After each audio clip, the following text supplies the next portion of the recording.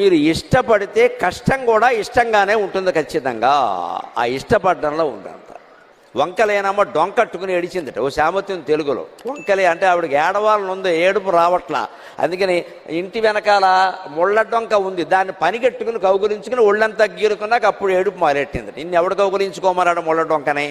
ఇదే వంకలేనమ్మ డొంకట్టుకు ఏడిచిందట. ఏడవదలుచుకున్న వాళ్ళు ఎలాగోళ్ళ ఏడుస్తారు, అలాగే నవ్వదలుచుకున్న వాళ్ళు ఎలాగోళ్ళ నవ్వుతారు. అంచేత నవ్వు, ఏడుపు, సుఖము, దుఃఖము అన్నీ ప్రపంచంలో లేవు, మన మనస్సులో ఉన్నాయి ఖచ్చితంగా. నువ్వు ఇష్టపడితే ఏదైనా సుఖమే, నీకు ఇష్టం లేకపోతే ఏదైనా దుఃఖమే. ఆ ఇష్టాలు మార్చుకోవడం నీ చేతుల్లో ఉంది. దానికోసమే ఈ ప్రవచనం అంతా.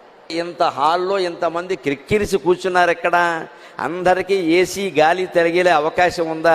కాస్త ఉక్కబోస్తుంది కూడా. కానీ ఎందుకు కూర్చోగలుగుతున్నారు?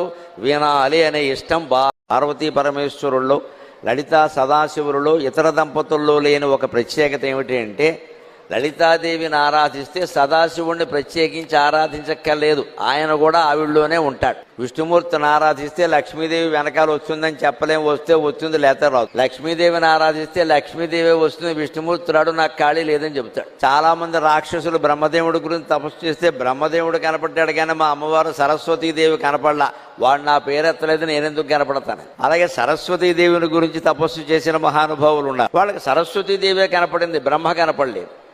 ఇతర దేవతలకి లేనిది లలితా సదాశివులకి పార్వతీ పరమేశ్వరులకు ఉన్నది ఏమిటంటే, మనం అమ్మవారిని ఆరాధిస్తే అయ్యవారిని ప్రత్యేకించి ఆరాధించక్కల్లా, అయ్యవారిని ఆరాధిస్తే అమ్మవారిని ప్రత్యేకించి ఆరాధించక్కల్లా. వాళ్ళు అర్ధనారీశ్వరులు. అందుకే శ్రీమత్ సింహాసనేశ్వరి, ఆ సింహాసనం మీద ఎప్పుడూ అమ్మవారే కూర్చొని ఉంటుంది హాయిగా.